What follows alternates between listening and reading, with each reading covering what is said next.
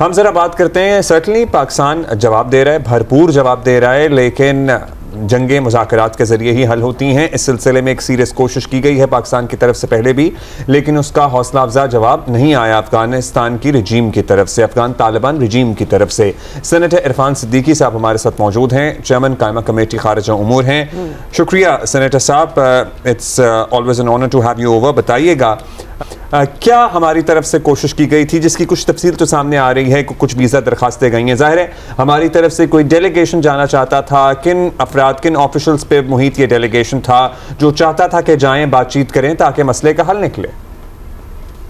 बहुत शुक्रिया उमा और अब्दुल्ला।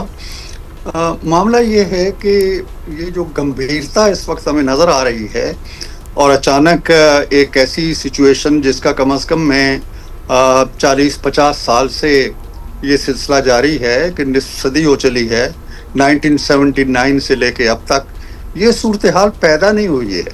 3-4-5 रिजीम्स बदली हैं। पहला ज़िया-उल हक साहब के दौर में जिसको हमने जिहाद का नाम दिया, वो सिलसिला चलता रहा। उसके बाद रूस निकला, उसके बाद जिहादियों की हुकूमत कायम हुई, फिर तालिबान आते हैं, फिर तालिबान के बाद नेटो, अमेरिका, और ये सारा सिलसिला चलता रहा। किसी रिजीम के अंदर ये सूरत हाल जो इस वक्त पैदा हो गई है वो नहीं हुई है। और ये क्यों हुई है, इसके असबाब भी हमें देखना पड़ेंगे। 2017 में गालबन ये TTP वजूद में आई थी, जब नेटो के और ये सारे सिलसिले 2007 में गालबन नेटो का और अमेरिका का हमला हुआ, मुशर्रफ साहब का दौर था। अब मामला ये है कि जहां हम आके रुके हुए हैं, और जो सवाल आपने किया है, मुज़ाकरात की बात होती है, सीज़ फायर की बात होती है, मैं इस तजर्बे से खुद बजाते खुद गुजरा हूँ। 2014 के अंदर जब मियाँ साहब की हुकूमत थी, उन्होंने नेशनल असम्बली में जाके सारी जमातों के कंसेंसस से एक कमेटी तश्कील दी कि जो TTP से बातचीत करे, और TTP ने बहुत कम वक्त लिया और हमारी इस पेशकश को कबूल कर लिया। बजाय इसके कि वो अपनी एक कमेटी अपने अंदर से बनाते, उन्होंने एक बाहर से अपने हमदर्दों की एक कमेटी बना दी, जिसमें इमरान खान साहब का भी नाम डाला, समीउल हक साहब थे, इब्राहिम खान साहब थे, रुस्तम शाह मोहम्मद थे। तो लेकिन खान साहब ने तो विड्रा कर लिया, अपनी जगह किसी और को नामजद कर दिया। वो मुज़ाकरात हमारे चले, बड़ी संजीदगी से चले, हमारे वफूद वहाँ भी गए, उनके हेडक्वार्टर्स पहुँचे, वहाँ बातचीत हुई। अब मामला बिगड़ा कैसे?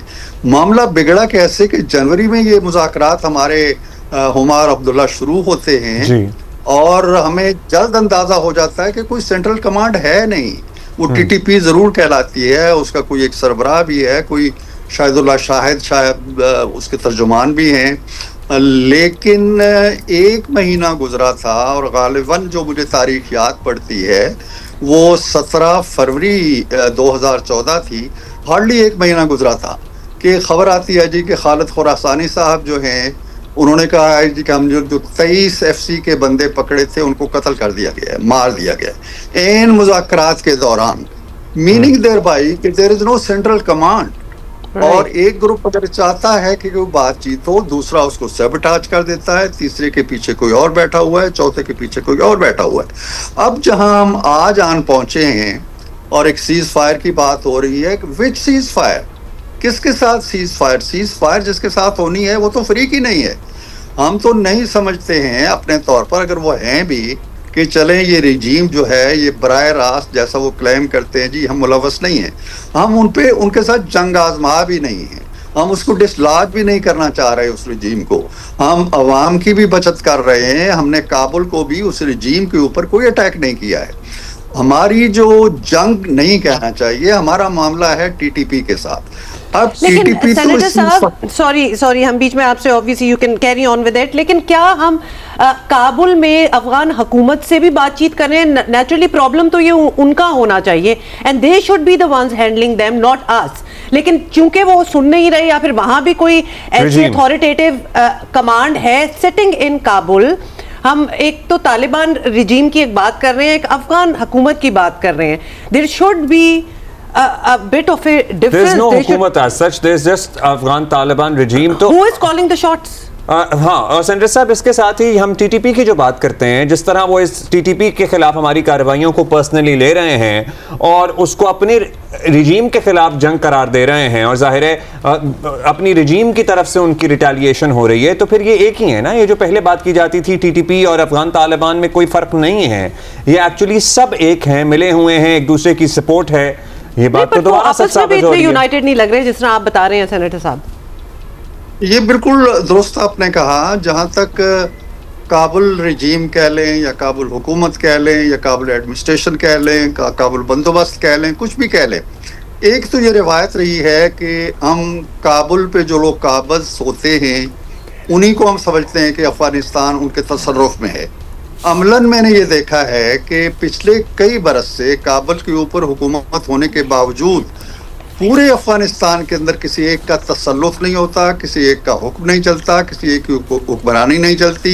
किसी सूबे में कोई बैठा है, कोई वार्ड लॉर्ड बैठे हुए हैं, कहीं कुछ बैठे हुए हैं। तो लेकिन जहां तक आप ये सवाल मुझसे कर रहे हैं कि किससे बात की जाए, बात ये है कि अगर काबुल में बैठे हुए लोग इस वक्त जो हमारे ऊपर हमलावर हुए हैं, हमारी सरहदों के अंदर आके कार्रवाइयां कर रहे हैं या सरहदों के ऊपर कर रहे हैं, चमन बल्दक के ऊपर जो कुछ उन्होंने किया है, तो ये क्यों किया है? हमारी तो उनसे कोई जंग है नहीं।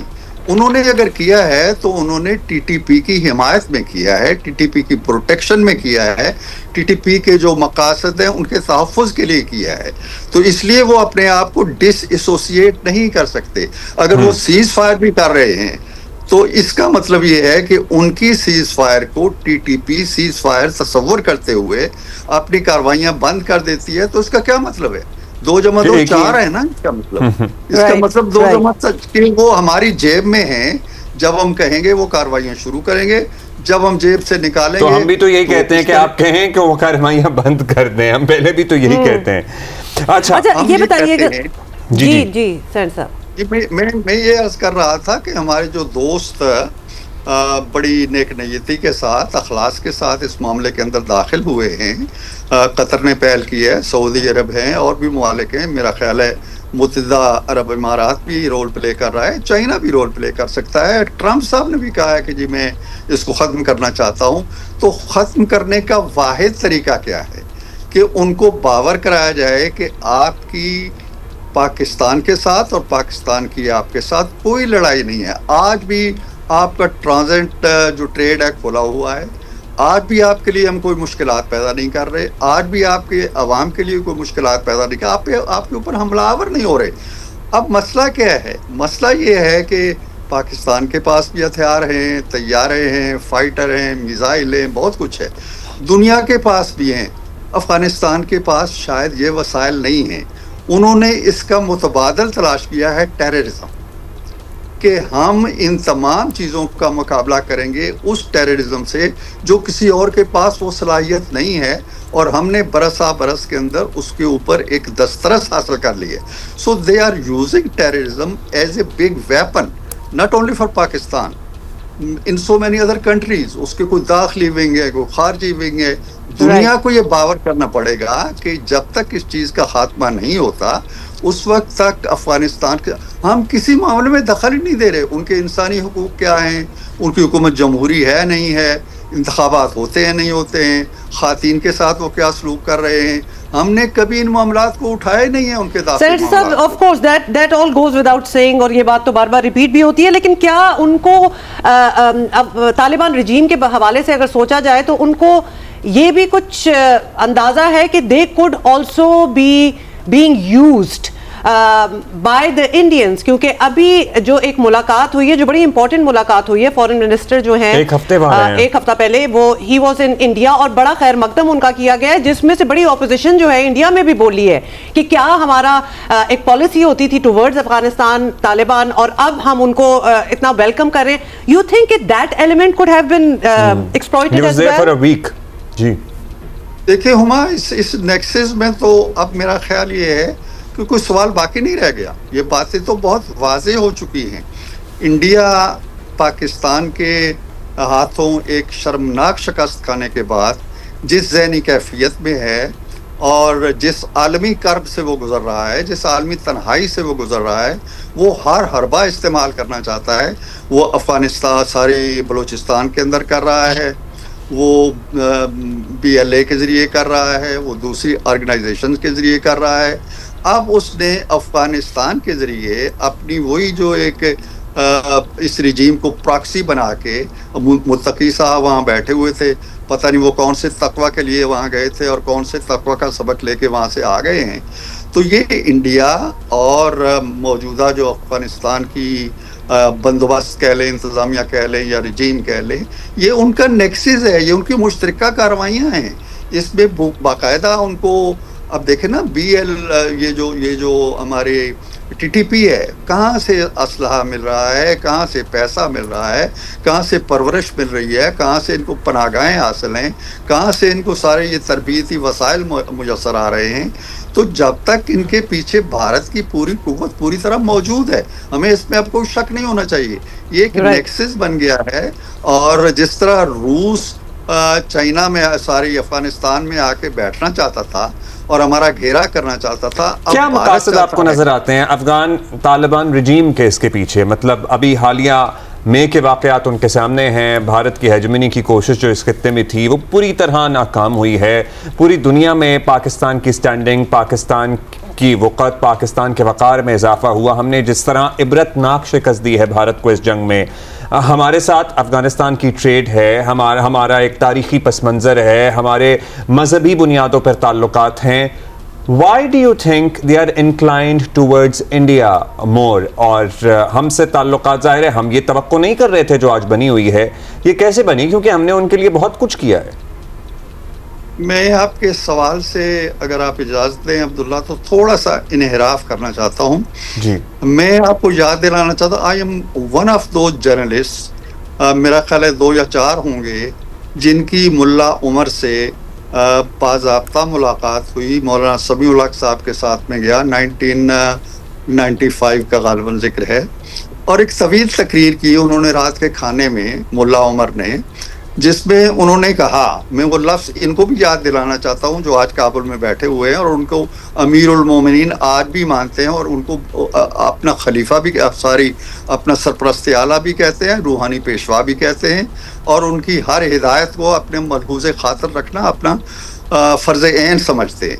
उनके अल्फाज ये थे मुल्ला उमर के कि ए मेरे पाकिस्तानी भाइयों, आप मेरे यहाँ आए हैं, काश मेरे पास कुछ होता मैं आपको पेश कर सकता, लेकिन एक बात मैं आपको कहता हूँ कि आप हमारे भाई हैं और आपने हमें जिस मुश्किल वक्त में हमारा साथ दिया है, जहाँ आपका पसीना बहेगा वहाँ हमारा खून बहेगा।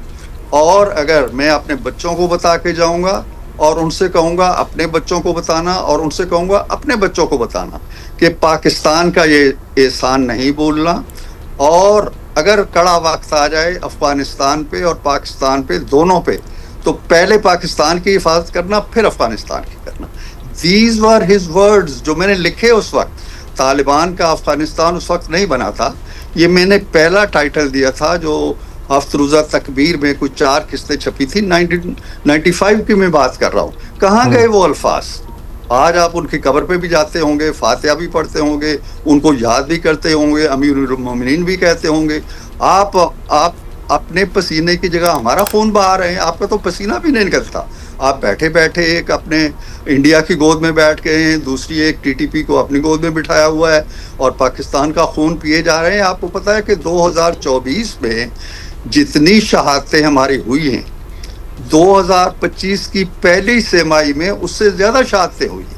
एक और इशू भी ले आए हैं वो इरफान साहब, मतलब तालिबान रिजीम जो है, हमारा तो एक निकाती एजेंडा है ना कि यहाँ से TTP को कंट्रोल करें, हमारे यहाँ दहशतगर्दी बंद करें। अब वो इसको एक नेशनलिस्ट एजेंडा है, हमारा एक एजेंडा है, लेकिन वो लोग इसको एक नेशनलिस्ट एजेंडा बनाने की कोशिश कर रहे हैं। वो दोबारा से ड्यूरन लाइन की बात कर रहे हैं और दीगर मुतनाज़े जो बातें हैं उनको दोबारा छेड़ रहे हैं ताकि अपनी लोकल सपोर्ट को इस तनाज़े में अपनी तरफ राग़िब कर सकें। What do you think on that? And ये सीज फायर कितनी देर होल्ड होता हुआ, एक्चुअल होल्ड होता हुआ नजर आ रहा है आपको? मुझे बिल्कुल नहीं होल्ड होता हुआ नजर आ रहा, इसलिए कि TTP जो 2007 से सरगर्म अमल है और अब उसको एक और सरपरस्त मिल गया इंडिया की शक्ल में। अब ना इंडिया इस आग को ठंडा होने देगा, ना जो अफगान रिजीम है उसके अंदर इतनी तवानाई है कि वो इसको, जहाँ तक आप कहते हैं कि जो अपने अवाम को मुतमईन करना चाहते हैं, ये कभी उनका एजेंडा रहा ही नहीं है। ये उनका एजेंडा होता है जिन्हें अवाम के पास जाना होता है, इंतखाबात लड़ने होते हैं, वोट लेने होते हैं। वो ताकत के बलबूते पर, बंदूक के बलबूते पर हुकूमत करते हैं। अवाम जाए बाढ़ में, अवाम से आज पूछें अगर अफगानिस्तान से, तो वो इस सूरत हाल को पसंद नहीं करते। वहाँ कौन सी दूध और शहद की नहरें बह रही हैं, टीटीपी क्या दे रही है उनको, इस जंग से उन्हें क्या मिल रहा है।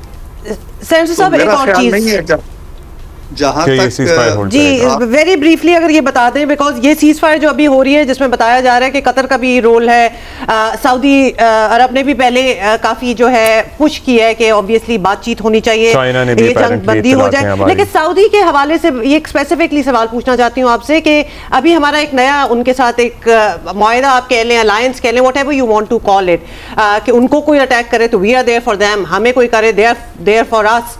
हम वहां तक पहुंचेंगे? Are we expecting any kind of assistance? I mean, are we going to put this test, this model to test जो अभी हमने सऊदी के साथ किया? नहीं, मेरा ख्याल नहीं है कि हम फुल फ्लैज जंग में चले गए हैं या हमारे ऊपर कोई फुल फ्लैज अटैक हो गया है किसी रियासत की वजह से और ऐसी सिचुएशन हो गई है कि उस माहदे को बरूए कार लाना। ये एक महदूद पैमाने की कार्रवाई है जो हम भी कर रहे हैं और हम बड़ी समझ बूझ के कर रहे हैं। और मेरा ख्याल है कि अगर सऊदी अरब की तरफ से कोई ऐसी बात हुई भी होगी तो हमने कहा होगा जी कि नहीं, इससे हम खुद निपट सकते हैं। नहीं तो सऊदी अरब उनका सऊदी अरेबिया का इतना इन्फ्लुएंस है अफगान तालिबान रजीम पे कि अगर सऊदी अरब कहे कि अपनी ये कार्रवाइयां बंद कराओ तो वो ये कार्रवाइयां बंद कर सकते हैं। डू यू थिंक इतना इन्फ्लुएंस तो हमारी समझ के मुताबिक है? मेरे ख्याल में मैं उसी तरफ आ रहा हूं। अगर तो कोई पॉलिटिकल विल है अफगान रिजीम के अंदर कि अक्ल के नाखुन ले और भारत की सरपरस्ती से निकलकर अपने कौमी मफादात को देखते हुए, अपने देरीना दोस्तों को देखते हुए, कहाँ था भारत ये जब जंग लड़ रहे थे अपनी आज़ादी की। ठीक है सर, बता दीजिएगा, नए वजीर आला खैबर पख्तूनख्वा ने हलफ उठा लिया है और जाहिर है वो कह रहे हैं कि हम कोई मिलिट्री ऑपरेशन नहीं होने देंगे। उन्होंने कहा जी 40 साल से हम अफगानियों के साथ रह रहे हैं, उनको यहाँ से बेदखल करना ज़्यादती है, ये कहाँ की इंसानियत है। तो how would the federal government deal with it? उनको इंगेज करें, उनकी मदद लें, अगर उनके पास आइडियाज़ हैं तो देख लें वो क्या कर सकते हैं। उनके पास जो आइडियाज़ हैं वो तो बरस से हम देख रहे हैं। उनके पास आइडिया की सबसे बड़ी निशानी तो यही है कि जब मुज़ाकरात हो रहे थे तो तालिबान ने उन्हें, अपनी टीटीपी ने उन्हें अपनी कमेटी के रुकन के तौर पे नामजद किया था। वो कैसे गैर जानबदार हो गए? आज भी वो वहीं खड़े थे जहां 2014 में खड़े थे। वो पाकिस्तान के कौमी बयानिया को अपनाएं, अपनी जितनी दहशतगर्दी वहाँ, और ये जो मैं वारदातें गिनवा रहा हूँ, इनकी 90% जो दहशतगर्दी है वो वहाँ हो रही है। तो बानी पीटीआई कह रहे हैं मुझे पैरोल पे रिहा कर दें और मैं ये हल करा देता हूँ मसला। मौजूद हैं जो रजिस्टर्ड है। बानी पीटीआई कह रहे हैं मुझे पैरोल पे रिहा कर दे, मैं हल करा देता हूँ मसला। हाँ, वो पैरोल से बहुत दूर थे, वो आज़ाद भी थे, खुद मुख्तार भी थे, वजीर आज़म भी थे। उस वक्त जो उन्होंने ये किया, जो डिक्लेयर्ड, उन्होंने कहा जी कि 5000 टीटीपी के जो मिलिटेंट हैं उन्हें हम ला रहे हैं वापस और 40,000 उनके ख़ानदान के अफराद के वो लाए हुए हैं। आज भी यूनाइटेड नेशन कह रहा है कि 8 लाख ऐसे अफराद हैं जो रजिस्टर्ड ही नहीं है। ये वही हैं जो खान साहब लेके आए थे। अब उस वक्त उन्हें पैरोल की ज़रूरत नहीं थी, वो आज़ाद थे। ये बीज बो के गए हैं वो। आज हम उन्हें गिन गिन के निकालना चाहते हैं तो मुश्किल से मेरा ख्याल है 4 या 5 लाख भी नहीं निकाल पाए। वो जम हो चुके हैं, वो कार्रवाइयाँ कर रहे हैं बैठ के। खान साहब किस मुँह से ये बातें कर रहे हैं? खान साहब को एहसास होना चाहिए कि ये जो फसल खून की काट रहा है पाकिस्तान, ये खून की फसल जो है ये उन्होंने बोई है। वो आज ये पैरोल की बातें ना करें। वो तो उन मीटिंग्स में नहीं जाते थे जहां इस तरह की कार्रवाई। सेनेटर साहब, final question, how do you see this situation resolving? क्योंकि आपका खुद भी ये कहना है कुछ खास एतबार ये सीज फायर पे है नहीं, और पहले भी पिछले एक हफ्ते में 2 सीज फायर्स हो चुकी हैं, तो हम क्या एक्सपेक्ट करें and how do you see it ending? मैं इस सीज फायर को कोई ज्यादा अहमियत नहीं देता जी। जब तक सऊदी अरब, कतर या जो भी ममालिक इस पे इन्वॉल्व होते हैं वो एक नुक्ते पे बात करें कि and this terrorism, don't protect them, इनकी पनाहगाहें ख़त्म करो और अहद करो कि आपने हमसायों की तरह अच्छे हमसाय। पाकिस्तान से अगर कोई मसला है आपका बताएं, ये भी बताएं उनको हम उस मसले में उनकी मदद करने को तैयार हैं। लेकिन ये नहीं हो सकता है कि सीज वायर इतने घंटों की हो जाए और अगले घंटे हम फिर खुदा न खास्ता किसी मेजर की, किसी कर्नल की लाश उठाने के लिए पहुंच जाएं और फिर जनाजे पढ़ रहे हों। ये नहीं हो सकता कि जनाजे भी पढ़े जा रहे हैं। Got it senator Irfan Siddiqui, बहुत बहुत शुक्रिया फॉर बीइंग विद अस।